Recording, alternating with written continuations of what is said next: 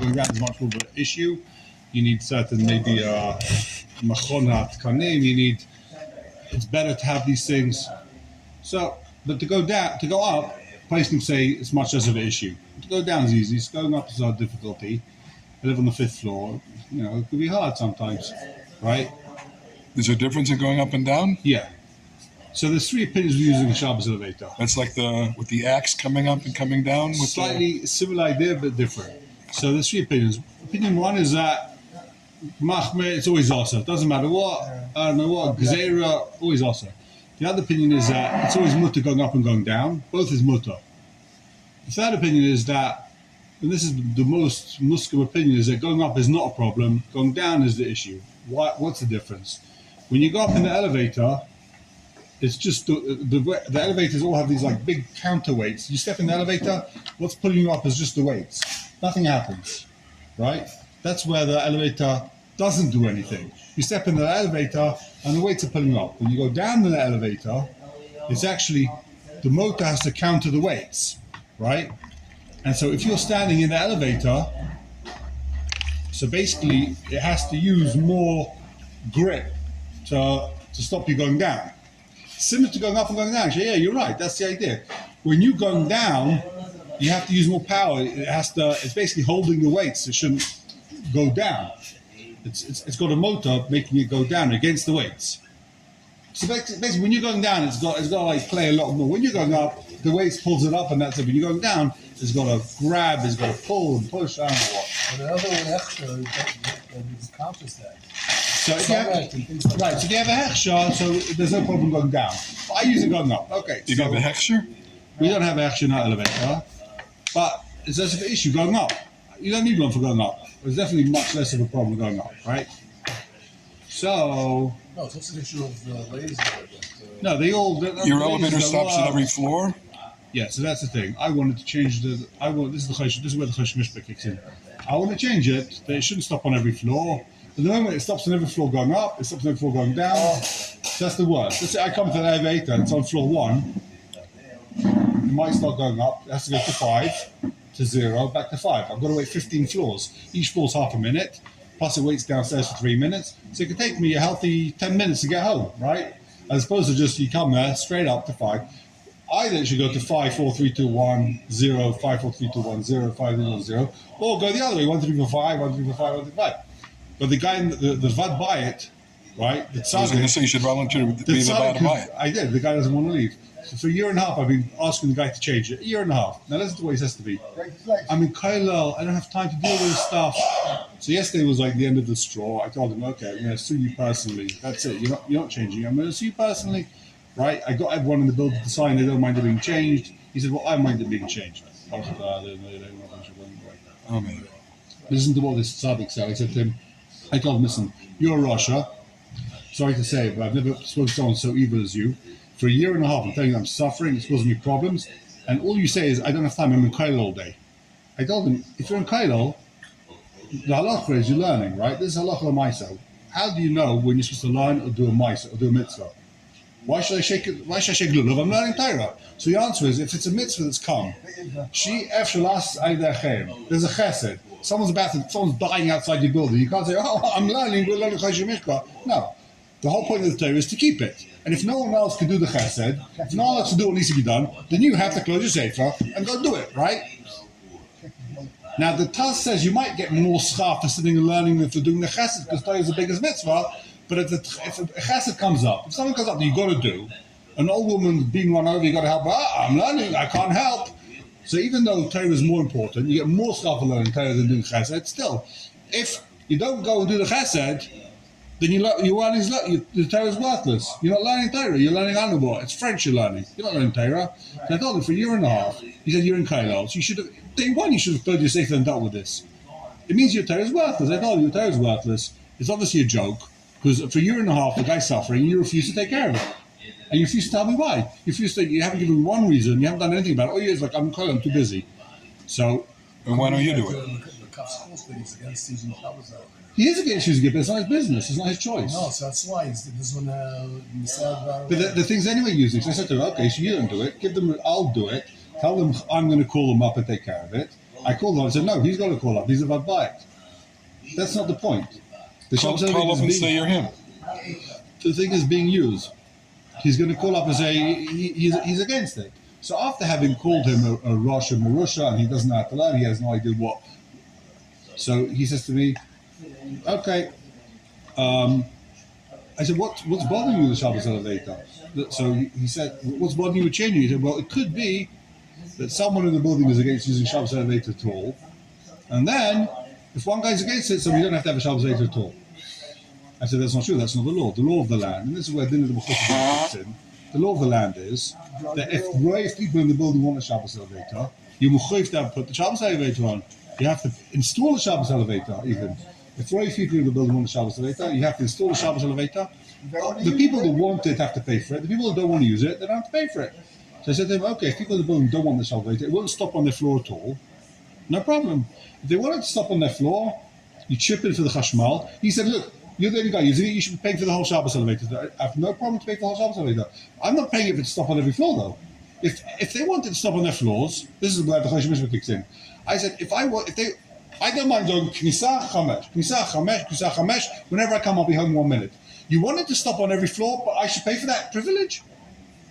Whoever wants it to stop on their floor, any shum baya, they'll pay Abiyaz Gold Tzedek, they'll pay for the Shabbos elevator. If you don't want it to stop on your floor, right? If you don't want it, so I'll just go Knisa Chamesh. Why should I be paying? Now tell me if I'm wrong here. He said, but it's been like this all the years. I don't care. We have to change it. Everyone's asking to change it, right? No one wants it. Some people don't want it stopping, like the real stalkers. They don't want it stopping on the floor at all. They're like Chol Shabbos, right? So if you got to make up your mind, either you want the Shabbos elevator, you can't say I don't want it, but once in a while when my shver comes or I have a guest and he's a Shabbos, then I want it. You can't pick and choose which week you pay for the Shabbos elevator. Either it's on or it's off. It's up to the floor. It doesn't. I think I'm being quite reasonable. Only when I told him I'm going to sue him did he say, okay, I'm stepping down from Rabbi, I'm not going to do it. Have a nice day. I think it's going to change in the Charedim world also. He's stepping down? I came yesterday with a printed out law because he said, I have the law in my house, I have the chukim, and it says that if one guy objects, you could not have the Shabbos elevator. That's why I'm not changing it. One guy objects, so I said... So it wasn't because of Kaidal? It's one of the reasons. He said, I'm too busy. So, no, the Kail thing is, I said, so let's go to Rav. I told him a year and a half ago, let's go to Rav, let's go to Beis Din, let's go to wherever the heck you want, and let's take care of this. So because of the Kail, he hasn't had time to go to Rav. So I said, so change it, and then whatever the Rav says I've got to pay, I don't have to pay, I'll pay. There's no problem. But change it in the meantime. No, so that's when he came up with his... Why didn't you go to his Rosh Kola? Huh? Go to his Rosh Kola. So he came back. Look, huh? Who's going to be the new Rabbi? Doesn't matter. He refused. Originally, he always said, I'm going to step down if the building approves me stepping down. I said, what's it going to do? The building approves me stepping down. You need to be approved to step down. You need to prove to change your Shabbos elevator. Like, what's wrong with you? And almost everyone almost the entire building signed to change it. You refuse to change it for a year and a half. You're just a Russia. You're a good old-fashioned Russia. Your Torah is completely worthless. You don't care about the law of the land. You refuse to go to Rav. You refuse to take care of it. Someone's suffering because of you every week, wasting every month tens of hours, right?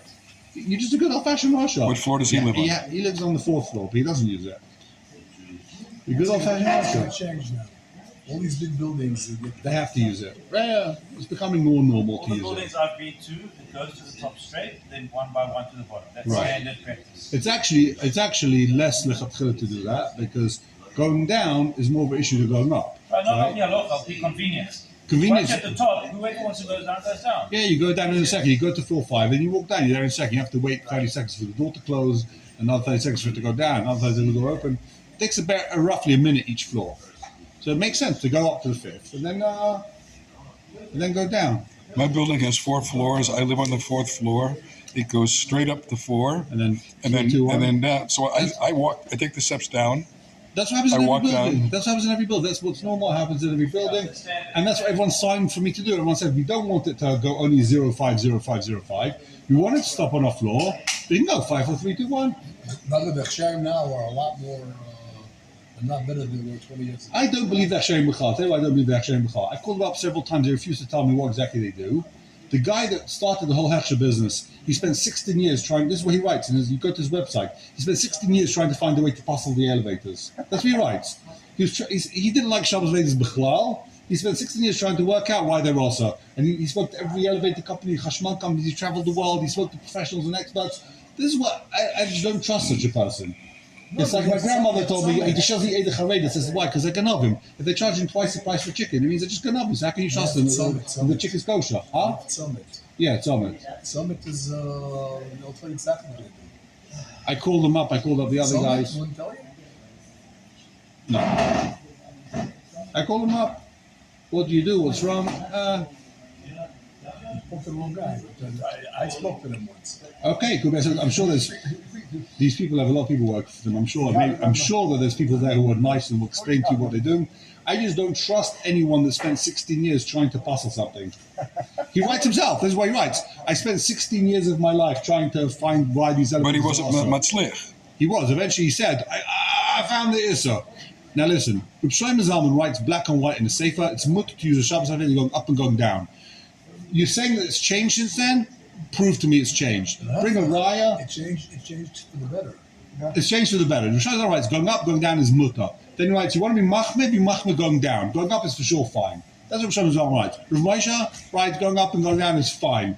So you have a guy who spent 16 years trying to find a way to answer it. It means nothing. What does it mean to me? The Gedolei Yisrael said it's 100% fine. Have a nice day.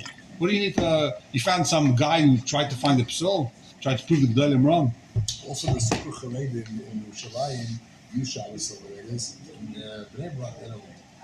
And that's the Metzias. No, real Charedim don't use it going up or going down. Hardcore Charedim don't touch these things. Going up, going down, nothing.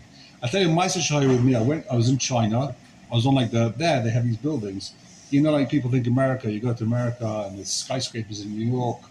You go to New York, Manhattan, you see like 100 skyscrapers. So you go to China, you'll see skyscrapers. For you drive for 3 hours, all you'll see is skyscrapers.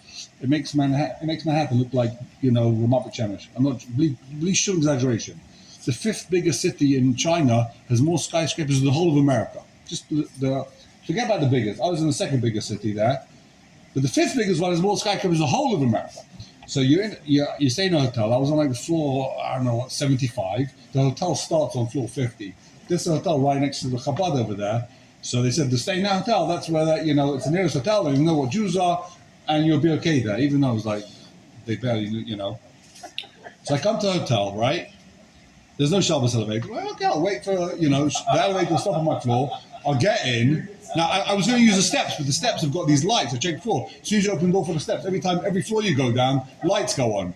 So I'm like, either I'm stuck in my hotel room, or I've got to get down in the elevator. Okay. So someone comes up to my floor. I wanted to go to the Shachris, right? And basically, I'm going to Shachris, Daven Shachris, and I'm there till the end of Shabbos. You go for the meal, and then go for a walk after lunch. And that's it. You're done with Shabbos, right? After, So anyway, so I come to the elevator. I'm waiting there for 15 minutes for the elevator. 6 in the morning, 7 in the morning, till someone comes to the Eventually, some Chinese guy the door opens. So obviously, I've got to jump in before, make sure I'm not, hitting any lasers, any of the infrared stuff. So I stand in the elevator, right? This could be totally off, so I have no idea. I'm standing in the elevator, and I'm trying to tell the Chinese guy, be muramas to him, not allowed to tell him, how'd you get down? The guy just walked off, like the Chinese, didn't speak a word of English, walked off. So standing in this elevator, the doors closed, all of a sudden the lights go off, and I'm standing there, pitch black, in the elevator, on the 74th floor of this hotel, waiting, pitch black, I couldn't see my hand, right? Everything goes off in the elevator, waiting there for the elevator to move, start going, no one's calling it, coming, going. I figured, you got 100 floors already, someone's going to go to the lobby. I don't know how long I waited for. Eventually, the elevator goes down to the Knesset. But yeah, so that's good. In China, in the olden days, in the hotels when people used to go a lot to these trade shows, and the good hotels had a Chinese guy saying which floor you want, sir, and they press it for you. I don't remember. I think that's when I came back after the Friday night meal. The guy was like, "Yeah, sir, which floor do you want?" Where they knew. But then. Yeah, that's right. Whatever. Dodgy stuff. I had this problem. I was staying somewhere and we had the meal in the cake house. Obviously, where else? And there was a guy saying, which floor? On Shabbos. Yeah, okay, let's go. Says the Shulchan Aruch. Anyway, that's my Choshen Mishpat thing. Sometimes you got to. Sometimes you got to. I think you only listen because I threatened him with a court case. But are you? That's the other thing I wanted to discuss. You're allowed to threaten a guy with a court case. You have to go to Beis Din. This I heard from Rav Elyashiv this he said, or I can't remember Rav Elyashiv, one of the Gedolim. Let me think. Yeah, it was Rav Elyashiv, if I remember correctly. Are you allowed to threaten? You can't go to Goyish court, right? You have to go to Beis Din. But let's say I know Beis Din is going to take forever. Beis Din are not going to do anything. They've got no teeth. The guy doesn't care. Beis Din will say, "Yeah, come to Pshara. I want the guy to do what I need him to do." Right? Am I allowed to threaten him with going to court? I won't go to court. But I said, "You're going to get a letter from my lawyer tomorrow. I'm suing you for 100,000 shekels. For a year and a half, you've ruined my life. I'm suing you 100,000 shekels tomorrow if you don't take care of it." Right? Am I allowed to threaten to go to Goyish court? I'm not going to go. Goyish, not you. Yeah, Goyish court. Am I allowed to threaten Goyish court? Am I allowed to threaten our place? There's a favor if you don't intend to go. Then what? What's the favor? No, you tell him you're going, but you want to take him, but you don't intend to. So what's the favor? He thinks chshad. He thinks I'm a Russia. I don't know if there's chshad. If a guy says, "I'm going to go to McDonald's," oh, the guy's a Russia. He didn't go. He said he's going to go to McDonald's. That means he's a Russia. You think the guy's going to go? He threatened. So I heard 100% that you're allowed to threaten Goyish court. The issue is to go to Goyish court, to go to a college. You're allowed to threaten. I'm allowed to have my lawyer write you a letter saying, "I'm suing you for $1 million. Cough up the 10,000 you owe me, or take you to court for $1 million." That's mutter. The again. Going to a college is something else, but to threaten, 100% fine. When can you go to a college that you never said? If the guy refuses to go to Beis Din, then you go to a college. That's simple. Beis Din orders him 3 times to come. If he doesn't show up, they send you a letter saying, "Okay, we invited Chevrat Chashmal to come to the Beis Din of Chaim Krumbrich. They refused to show up. So that's it. Now you're what's it called?" You're looking for a person, you said. Basically, as long as Beis Din gives you a letter saying you can go, you can go. Now Beis Din will give you a letter saying you can go if the guy doesn't show up. I think with big companies, it's assumed they're not going to come to Beis Din and you're allowed. I've heard this from someone, I haven't seen it inside, I haven't seen which place who said, let's say you want to sue Chevrat Chashmal, you want to sue the area. They're not going to go to Beis Din. They're just not going to do it. So you don't have to waste your time and go to the entire and have them. It's assumed they're not going to come. With a regular Chiloni guy, you can't make that assumption because they will actually show up at Beis Din. I've had this Chiloni guy says, "Take me to Beis Din." You go to Beis Din, they'll show up. You know, a Chiloni taxi driver, a Chiloni, you get into a crash with a guy, take me to Beis Din. Okay, I'll come. Will he pay? That's a different story. He'll come to Beis Din, probably because he thinks he's not going to have to pay. That's why he's like, "Listen, if I win, I win. If I lose, I'm not paying anyway, so I'll go to Beis Din." What he doesn't realize is that it's not that straightforward. Says the Shulchan Aruch, Yud Zayin. Page Reish Lamed Zayin. Reish Lamed Zayin. Call Tainus Sofik. I recorded that lift conversation. It's hilarious. If you want to hear it. Call Tainus Sofik. Ein mashbin aleh klal. Anytime someone comes to you with a Sofik, you never chayv shvuah. What does that mean? If I say, "I think you might owe me $100, and you say, "I definitely don't, maybe I don't," you never have to take a shvuah. Now, why? He doesn't say. So let's turn to the Torah. Is it a shvuah that he doesn't know? Is it a shvuah that he knows what the shvuah is?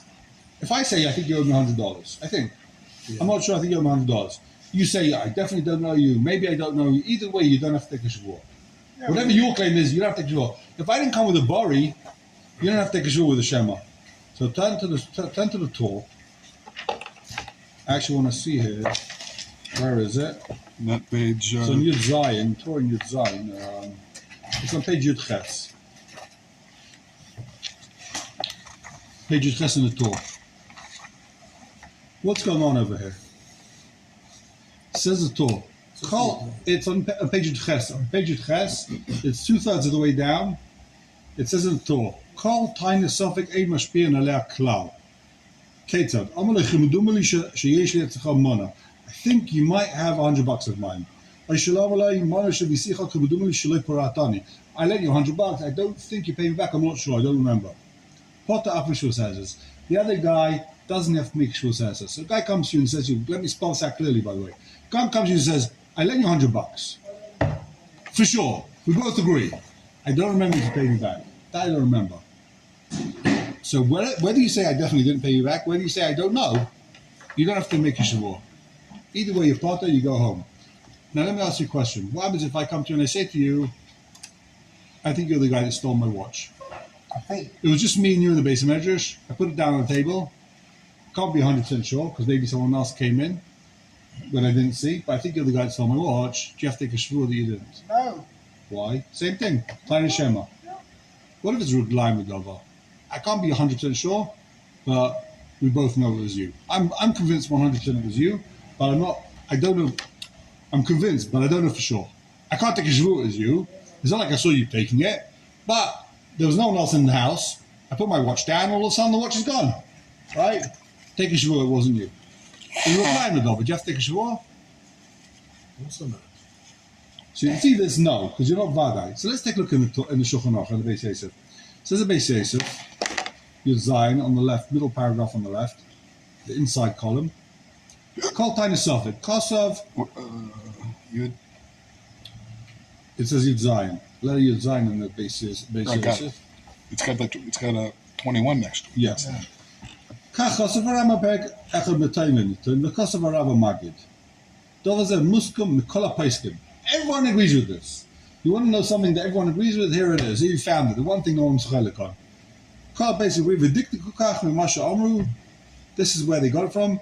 Mahid of Nachman, the Omar. You have to make the Rabbanan Shvosesses. My time, and we saw this. My time, Chazaka Ein Adam Tavea Ela Imken Yeshlai. So the Rabbanan you do Chazaka? No. No. Why do you have to make a Shvosesses? Rabbi Nachman says there's such a thing called a Shvosesses. Rabbi Nachman made up Shvosesses. Why? Why do you have to make Shvosesses? With the right side, I don't have to take a shvur. Why did the Chacham slap on me a shvur? Because there's a chazaka, Einon Tevelim Ken Yeshlai. The guy, no one walks over to the shvur and says, "Oh, you owe me $100," unless the guy owes him. He thinks you owe him, so take a shvur that you don't owe him. But if the guy's a shema, Alma, but the time is bari, he bedavka. Only if the guy says, "I know you owe me $100," then you got to take a shvur that you don't owe. I say, I know you owe me 100. People don't do that. No one comes over to the and say, no, for a fact, you owe me $100 unless there's something there, right? Has anyone ever come over and said, you owe me $1 million? You for sure owe me? No. Why not? Because people aren't crazy. People don't say you owe me money unless you owe them. So how'd you get out of that? You say, shvur says, I don't know your penny, take a shvur, I don't know this guy. But if a guy says, I think you owe me, right? Could a guy say that to you? I don't remember. We had a business deal. You bought some schayra. I think you still owe me $100. Could a guy say that? Yeah, people do that. They do it all the time. I don't know for sure. I think you owe me, right? I think you borrowed milk from me last week. I don't remember. Did I pay you back? I didn't pay you back. I don't remember. I think you borrowed, right? People don't do that. That they do. No one says to you, they know you didn't borrow the milk. I know for a fact you borrowed milk from me. If a guy doesn't know, we'll say, I think maybe you borrowed from me, right? So there's no chazaka that the guy's telling the truth there. He has got a chazaka. If he says Shema, maybe you owe me $1 million. That's not. There's no chazaka. They ain't going to veya by a Shema, and therefore there's no chibush for the sentence. If the guy only says Shema, you don't have to deal with the guy. I'm not even talking to you. Okay, to the Shulchan Aruch. That's all I wanted to see over here. The back on Reish Lamed Zayin says the Shulchan Aruch. Sort of at the top. Called tiny suffix Emish bin ala klal. Any guy's got a suffix, a tiny suffix, you never have to take a shvur. Ketzad, what's the case? Amalai, Reuben says to Shem, I think sheish li etzach mana. I think you owe me $100. Or he says, mana shel visi lecha. I for sure borrowed you. I for sure lent you 100. I think maybe you didn't pay me back yet. So Potter Afish was Hesses. The guy is Potter even from a Shvus Hesses. But few lots of Shemaim ain't a he doesn't have to take even the Shvus Hesses, and even in the Shemaim he doesn't have to what's it called. Even in the Shemaim he doesn't have to pay back. So for example, let's say I put money in the Gemach. So I definitely put money in the Gemach, and I'm not 100% sure, but I don't think you pay me back. So what's it then? Even let's say Shemaim, the guy say, okay, I don't have to pay you. I'm good. Right? There's a cheskes chiyuv. So given that Taveh oy Mashem, since the Taveh says maybe you owe me still, maybe you paid me back, maybe you didn't. But Nitva ain't a mighty light. And the Nitva says, Bari. So if the Gemach says I don't know, hey. But here the Gemach says I know I don't owe you. But Nitva ain't a mighty light, I'm a Bari. The Nitva says I definitely don't owe you. I definitely paid you back. Right? Then he doesn't have to pay. That's what the case is here. So if I say, I definitely lent you money, I definitely gave money to the Gemach, I don't know if you paid me back, and the Gemach says, I definitely did pay you back, then he doesn't have to take a shvua, and he doesn't have to pay back lots of Shemaim. He's good. He knows. I know I paid you back. What do you want from my life, right? Mechen. In Ma'ol Chaverim, Yischayav Limona, you owe me $100. Why? Mipnei sho'idesa li shalakachta mishali. You're mighty that I lent you $100. You're mighty you took my 100. But this Aidah, the Yomaida, wasn't in front of witnesses. You're mighty to me, you owe me 100, but there were no witnesses there. Ain't Taina. Ain't Taina. The guy goes home. Why? How do I know you owe me money? How do I know that you owe me money? Because you're a Maida, right? And when you're a Maida, you owe some money, and there are no witnesses there, even if there are witnesses there, this is a new Chiddush now. He didn't say, here, Rabbi Sai, I want you to witness this. Just some random guy saw this happening. It's nothing. If I say I owe you money, it's nothing, even if people see it. Unless I say, Atem Eidai, right? His response is, Meshata ani b'cha. I was messing about with you. I was playing. Is this true of all ages? No. When the guy says, Meshata ani b'cha, No. you don't need, you kill someone, you don't need to say, Atem Eidai, I'm killing the guy. Aedis is a good Aedis. But if I say to you, I owe you a book, right? I owe you a sefer. And you saw it. You saw it. I was playing around. Unless I say you're the witnesses, I said I owe you a sefer, then I'm in business. If I just say, okay, I'll bring you the sefer tomorrow, I owe you. Then what does that mean? That means I was just playing around. You're just trying to get you off my case. I said, okay, shikayach, I owe you, right? Right, Rabbi Gold, I owe you a sefer still, I give you back. What sefer? Exactly, I gave it back, right? You said you never gave it back. You sure you take it? So that's the story, exactly. So that's the story. When you're Maida, even if everyone sees it, I owe you $1 million. It means nothing unless you say, you're the witnesses, there's official tekes, we're doing a whole tekes here, I owe you money, I'm Maida, I owe you money, and then it's typhus. The stump to say, you say to the guy, I owe you money? Mashatani b'cha. Why would you say to somebody that you owe them money? Why would they say it? Yeah. The guy comes to you and says, you owe me $100, right? And you're in the middle of he says it first. I say you owe me $100, right? You owe me $1 million. And it's just in front of the whole, what's it called? You're giving a speech in front of the whole town, and the guy gets up and says, you owe me $1 million, Rabbi? Yeah, I owe you $1 million, right. Now, let's keep going, right? You owe me $1 million, you're right. I just said to shut you up, keep it quiet. I'm not interested in having a whole discussion now about it. I said, I owe you. And that's it, end of case. I'd love to know who's got this $1 million. It's small money. It's small money. What's $1 million? It's not big bucks. I'll be your house tomorrow. Can I have it in Aval says the Shulchan Aruch. Every word of Torah is worth billions, right? So we're all billionaires. We're sitting here learning Torah. Every word of Torah is $1 billion.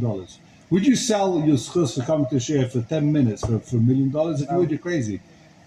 You'd say, give me $1 million. You can have the schus for the last 10 minutes Torah? No. Every word of Torah is worth billions. You sell a word of Torah, it's just of one word, of one sentence. We're billionaires. We're sitting here where... Sugar of Rabani.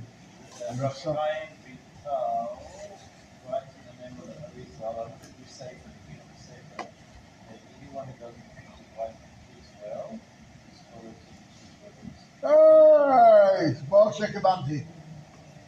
So my Torah's worthless. Is that what you're saying? My Torah's worthless? your guy as well.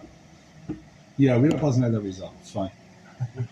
Rav Moshe says if there's a machlekes between the Magen Avraham and the Rizal, who do we follow? We're gonna run. No, well, We don't know who's bigger than who. You go with the Pais game. take We the don't shot follow Rabbi Kabbalah. says the opposite.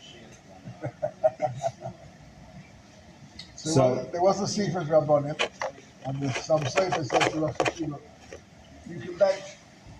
You should know there are four brachas in benching. Technically, each bracha is worth 10 gold coins. A mitzvah 10 gold coins.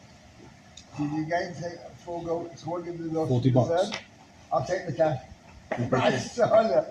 Right, the stories from Would you be allowed to leave your garbage bags outside? So I want to answer your question. Hold on, let me answer your question. You're saying he brought a very important, and that you'll see this all over the place, right? You'll see people saying that Torah, if you don't learn the Shema, if you don't if you don't treat your wife and kids well, if you have no derech eretz, like I told this guy with the elevator, your Torah is worthless because you're a Russia, right? So all that means is that Torah, if you do it properly, you learn the Shema. The darga of Torah, the Shema, is a darga that you open up the Pirkei Avos, which we're supposed to be learning now once a week. Not that I do it, but that's just, that someone learns Torah Lishma, Zeichel Dvarim Harba. It's the most amazing thing, right? Zeichel Dvarim Harba lists all these things, Nikra, Ayev, Rei, Ayev, Makam, you know, and you're Superman, you're a superhero, you learn Torah Lishma. That doesn't mean, now, that means every word of Torah is worth trillions, right? But a Stammer guy who's not on that darga, his Torah is worthless? Of course not. When Narizal says your Torah is worthless, what he means is that it's not Torah Shema, you don't say all those dargas, but it's still a mitzvah. You're going to say it's not a mitzvah, there's still a mitzvah in Torah called learning Torah, and that mitzvah is the greatest mitzvah that there is. Just Torah maybe the Maisa. It doesn't say it's the greatest mitzvah because Torah is you be Masaka in the whole world. Any Torah that brings to Maisa is greater than any mitzvah. It's the greatest mitzvah. Whether it's the Shema, whether it's not the Shema, Torah is greater to do Maisa, Torah maybe the Maisa. Would you be allowed to leave your garbage bags outside your front door? And when he complains to you, you say, you inconvenience me, I'll inconvenience you. You're supposed to. You're supposed to. The whole thing about Leisikum Leisita, it's a chumrah. It's a chumrah. Again. You're supposed to take the comma, it works, it's tried and tested. Harba also can also be other. Yeah? What's that called? That's Nakama? Yeah, of course, the comma. You're not even allowed to be rude to the guy. The guy's a Russian Murasha. He said, but why are you so nice? I said, I'm not going to take the comma on you. Like, if there's a tire, I can't take the comma. I'm mechayev to treat you like a normal with respect. Why do you put his lights up? Right, I'm not taking the comma. The comma's the comma. It's not. You can say, my kabbalah is not Nakama. It's just to show you It doesn't matter what you're. It doesn't matter what you're going to tell the guy. In the end of the day, it's nakama. That's what it is. It's nakama. You just want to teach him what it's like, so he learns. Every time you take nakama, I'm teaching the guy. No one wants to take nakama. Doesn't want to teach the guy. I'm always trying to teach the guy. We're learning in the morning now. What's it called when you kill a guy, right? With the guy. I'm just trying to teach him. What he did wrong when he killed this guy. Kill him. Just trying to teach the guy. Trying to teach the whole world not to kill people, not to be racist. You're always trying to teach the guy. I'm going to teach you a lesson whenever you see a guy having a fight with someone else and I'm going to teach this guy. It's always chinuch, right? No one ever hits a guy not because of chinuch. This is pure vengeance. No, it's always chinuch. I'm going to teach him. In the end of the day, right? The fact of the matter is, no one else in the building is going to leave their garbage out of his house to teach him. For some reason, it's only I want to leave the garbage out of his house to teach him a lesson, right? It doesn't bother anyone else that they yak like such a Russia. It's only me. That means it's not coming from chinuch, it's coming from the comma. If you're not interested in doing it for somebody else, then why would you do it for yourself? The comma. That's all. You're not trying to be mechanech the guy. I have that much awareness to know that if I do anything to him, it's pure glat daraisa and the comma. No? You think it would work? Yeah, for sure it would work. It doesn't say it doesn't work. It's not useful because he's going to take the comment back on me. He's going to think I exaggerated. No, but And you he- change the times on the elevator if you leave your garbage outside his door. It would sure help, yeah. If I take the comma, yeah, why not? Stick a board under his door handle. You know, they could do like the Garas did with there was a big machlekes with the Gara. They split up Gara, and I can't remember who, but basically, the Rebbe didn't come to Tefillah one day. It was like, I can't remember what it was, Slicha, something big. The Rebbe didn't come to Tefillah. What happened? They cemented his door closed. They stuck his door, they cemented the entire frame of the door. They went around, they cemented all the doors to his house. Couldn't open the door in the morning. Cemented shut. Super glued, the whole thing. Great, really mature. What happened? They ended up having a huge fight, people beating each other up in the streets, burning shuls down, Sifrei Torah were burnt. That's why the comma's bad. You think you don't want to take the comma? I'll take the comma back. we're not Italians here. You know what Vigna Miller says, Marina Rubino says, you go to an Italian restaurant Sunday afternoon, families sitting down together, 20 people, they're all there with knives, just in case stuff goes bad.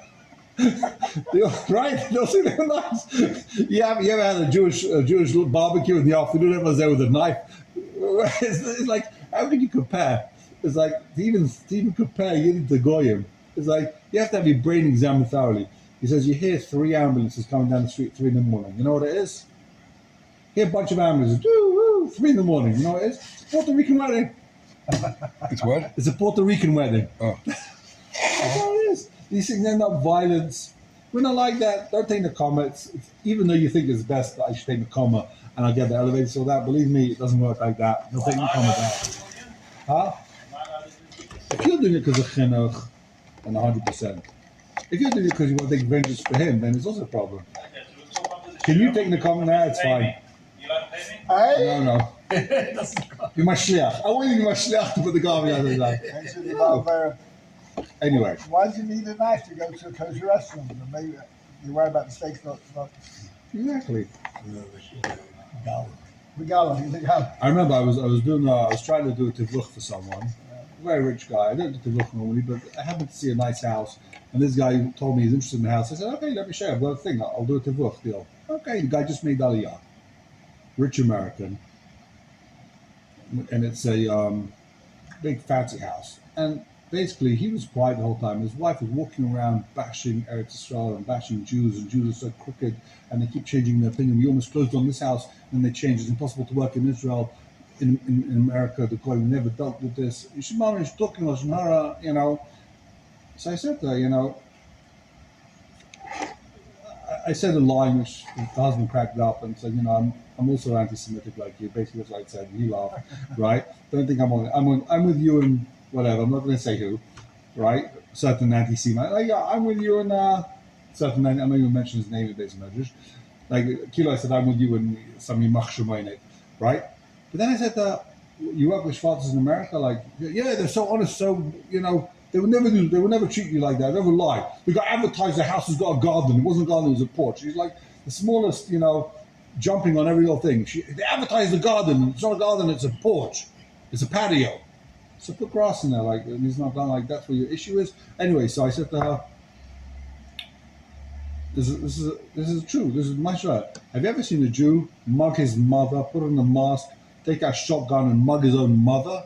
This is what happens by blacks in America, right? They put on a mask. There's a guy, famous black guy, put on a mask, mugged his own mother. He's like, I know it's you, Yanko. You're my son. I recognize your stupid voice. I recognize your eyes. But they put on a mask and mug their own mothers. They sell drugs to the sisters. Not to random guys. They sell to their own brothers, sisters, cousins. They bring their own family into gangs and then they're going to get killed. A Yid would do such a thing. How can you compare the two? So you're saying that, they lie on the advert for a house they're selling. Get a life. Your mamish. Unbelievable. Did you do the triple or not? She was so upset with me. They ran 1,000,000 miles. I told her straight out your face, your mamish anti-Semite. You've got no idea what you're talking about. The Schwartz would kill you to take $10 from you. And you're comparing you're comparing a Jew because he advertised something you think was wrong. The Tavach made a mistake. Get a life. And you lost out. It was big money. See? I only opened my mouth once I saw that she wasn't going to take it anyway. I'll be honest with you. Sorry about the detour. Let's go. We talk about $5 million. How much was the department? I was just helping out another mitavech. I wasn't going to get the whole tivluch, but it was a big fat house, millions. I would have made some nice money. Says the Shulchan Aruch. So, if he says to his friend in the second line of Shulchan Aruch, I'm Reish Lamed Ches. אבל אם טוען לחברו, הידס לי מעצמך שאתה חייב לי. You told me, you're חייב לי, כך וכך, you told me you owe me $100. ואמרתי לעדים, אתם עדיי. But then when it says ואמרתי, you should say ואמרת, but okay. ואמרתי לעדים, אתם עדיי. You said, you're my witnesses, you appointed witnesses, and you're murder. Oh. אוי, אתה אמרת, אתם עדיי, or you said you're my witnesses and the witnesses aren't here. I'm not sure what exactly he's trying. What are the two cases here? He said it before, but they're not here now. What's Mem Zion? Could be Vamati is the We'll see. Is what? Vamati le'edim atameda. I said you're my witnesses. So he's saying one is well, I said you're the witnesses. The other one is he said you're the witnesses. He's saying there's enough community who said you're the witnesses. Okay. By the way, they Right? Vein Adam come, but there are no witnesses now. Vein Adam come. Either way, you're Moida, there's witnesses, and the witnesses aren't here. So now Zel Tainis Bari. This is the Tainis Bari. And then you can make the guy take a shvus asses. If I'm Bari, I can make you take a shvus asses. Why Shall I? Huh? It's not Shvu Deraisa. It's not shvus rights because it's just a taina. I've got a taina. I have no witnesses. Taina, I'm no. saying there's witnesses. Zel Tainis Bari v'yochel hashpiyah hesses. Shall I amal edim atamedai? Hold on. Not for you. Thank you. Yes. זהו טיימר Bari v'yochel hashpiyah hesses. Shall I amal edim atamedai? He has to take a shvus asses. What's a shvus asses? He has to take a shvus asses that he never said atamedai. What's he going to swear?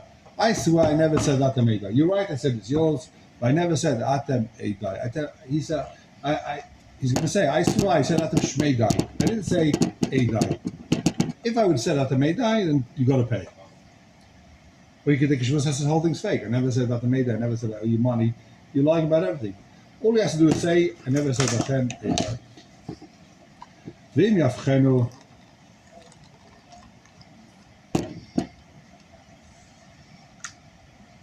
Yeah, Cameron. ואם יבחנו עליו, ישוב הטוען שואל אולי באתמדאי ויתו. Or what you can do is say, either he swears himself that I never said atamedai, or he can say, you know what, you're such a tzaddik, you take the shvur. You take a shvur that I did say atamedai, and then take the money. You want to swear, you swear, you take the money. Ad kad divrei Shulchan Aruch, Amchaba, says the Ramah. Some say the mashpin has a shema. We do make a guy take a shvur time shema. Oh, When kishesh ruglaim davar, if it looks like I'm telling the truth, there's ruglaim davar. I've got very substantial reason to believe that you're the ganef, right? Quantify that. I have potential. No, potential is not enough. Ruglaim davar means that it's very mashma. There's a 90% chance. Very 80. likely. It's not very likely. It's almost definite. I think that's how it's explained here. I'm not sure. An example here. Right. Kagain. We'll see his example. Well, the Yeshaimer means he's chaylik or He's chaylik, yeah. Keep going. He's chaylik. no Yeshaimer? It's not. Yeah, this is how he passes. You'll see in a second. This is how he passes. He says black and white. Sometimes it's not, but here he says black and white. Kagain, Shai Shimon Babayis, base Reuven. Shimon's in Reuven's house. I invited you to come for Shabbos meal. But what's a Reuven? They've also prutza. All of a sudden, I come to my safe. You crack the safe. And you took my gold watch. Right? So who did it? You said you went to the bathroom. All of a sudden, the safe's cracked open, the gold watch is gone. And all of a sudden, you ran out of my house and you need to go to the bathroom. You ran out, you're gone. So who stole the watch? Who broke into the safe? It was you. Right? What we call in English circumstantial evidence. Oh. Nothing proven. It couldn't have been anyone else, it was you. You were the guy in my house. You stole it. It's very common with Filipinos, with helpers, with workers. They come, they're the only one there. You got to work on your business. He's the only one that comes in. You left money in the till. Come back the next day and the money's gone. Money's gone. So I know a guy had this story. He was running a business, running a bakery, right next to Yeshiva's Meir. And the bookkeeper told him after a while, he was very successful. The store was jam-packed the whole time, and he wasn't making any money. And the bookkeeper told him, based on how many burekas you buy, he sees how many kilos he's buying, you're buying 10,000 shekels a month of burekas, frozen, and your markup, you should be making 70,000 shekels a month, but you're only making 15. Someone's robbing you. Or you're not really buying that much, or you're not saying, like, something's going on over here, or you're just not declaring. Like, if you're not declaring, tell me, because you've got to cook the books. He says, no, everything goes through the till. Okay, so it must be a worker. It's circumstantial evidence. He goes to the police. They say, listen, we need a video of the guy stealing. Nice, from guy. He said, so he put a video up. He saw the guy taking money out of the till. So he goes to the police here. Video, takes money out of the till. He said, it's not enough. Maybe he put money in the till yesterday, and they're going to say, he could take it to court. They'll say, listen, he put money in, he didn't have change, whatever, he took money out. You've got to film him for like 2-3 weeks, robbing you, then we'll sue him. I was very friendly with the guy, he's telling the whole story, French guy. So he starts recording the guy, and he couldn't cope with it. He was like, the guy's stealing like thousands and thousands of shekels. Like, oh my gosh. He asked the police, what's going to happen to the guy? We'll get the money back. So you're not going to get money back, but we'll throw the guy behind bars. Like, I don't care. I'm having this guy rob me in my business. I'm losing money every month. It's not going to help me. So he asked one of the geniuses in the mirror what to do. He said, what should I do? This guy's broken sentences. So he said, I'll tell you what you do. You tell him, listen, I'm losing money here like crazy. I'm closing the business. It's for sale. I want 50,000 shekels of the business. If anyone wants to buy it, it's 50,000 shekels. It's theirs. Guy says, you know what? I've been saving up. I've made some money in this. I've worked hard. I've got the money. I'll buy it from you. He says, fine. Just come bring me the money. It's yours. I'm out of here. No lawyers. Only give me the money. It's out of here. He comes the next day, gives him 50,000 shekels. And then he says, okay, well, we'll go to the lawyers for that. And he says, you know what? I realize my wife doesn't want it. She's 100,000 shekels. I'll give you the money back. Okay, I'll give you 100. Fine. Gave him 100,000 shekels. He kept getting more and more money out of this guy. This guy had like 100,000 shekels. He got from out 300,000 shekels from this guy. Then police came, put him in handcuffs, locked him up, threw him behind bars for I don't know how long, a few years. He got the money as well. He got the money, and threw the guy behind bars. Anyway, the moral of the story is don't trust anybody. Don't trust anyone. No, the moral of the story is that it's not enough that just because you think the guy stole once, that doesn't mean they're going to say, oh, you stole. They're going to say, listen, he took money because he put money in the till. Anyway. That money he promised me you borrowed, you'll never pay back. So, says the... I was so taken away with the genius of this guy. Avrech in the mirror. This isn't Enzel Day. But he told straight away, so this guy, Cheshbon, this guy's making a fortune. And that's with stealing, right? So he's like, it's worth my while. Pay good money for this business. I'll run the business. I don't have to steal. And then it's genius. The guy, this guy knows how much. He's like, I'm only making 10,000 shekels a month. It's not worth my while. The headache, I'm here all day. It's not worth my while to make 10,000. He's like, I'll buy the business. I'll be making 70 a month. And the moment I'm making 50, he's robbing 50. So he realizes what's going on in the gunner said, how much the gunner realizes the business is worth. Nailed him. I think God had been 350,000 shekels. Anyway. Yeah. Says. And they put him in prison as well. Well, the police did that. He just wanted his money back, you know. From Guy, sad story. Says the... I'm not going to say which sect he was from. I don't want to insult anyone. Yeah. Exactly. I mean, I know a story with Rilyashiv. We're at 11 o'clock, so we'll wrap it up here. I'll tell you the story with Rilyashiv. A Rebbe of mine was in a shir. Every day he used to come to Beis Medrash to share with, like, what's going on in this court case against one of the biggest Talmidei Chacham alive. But this guy robbed his family's Yerusha. He took the whole Yerusha. The old great-grandfather was dying. He didn't tell us the details, but I worked out the details afterwards. The grandfather died, and this guy took the whole Gam's Yerusha, tens of millions of dollars. Okay, so I have the recording from Rilyashiv, Zecher Tzadik Kodesh Uvracha. They went to Rilyashiv and asked him. The person that asked him was one of the Rosh Yeshivas of the Mir. It wasn't like some guy. One of the Rosh Yeshivas of the Mir, very distinct voice, said, can we take this Adam Gadol, he's a Gadol B'Torah, to court? Can we call the police on him? What's the question going to court? There's two cases. First of all, he's a gunner. Let's go to fraud. Let's go to the police. Second of all, let's try and get your money back, right? Can we go to the police? He's a Gadol B'Torah. So Rilyashiv, he's not a Gadol B'Torah, he's a gunner. If he's a gunner, it doesn't mean a Gadol B'Torah gunner. A gunner's a gunner, of course you go to police. What do you do with a gunner if you go to police? That's what you do. But you have to say, oh, he's a Gadol B'Torah? Well, back Chil Hashem. He's not Chil Hashem, the guy's a gunner. He's not a Gadol B'Torah, he's a regular Joshua gunner.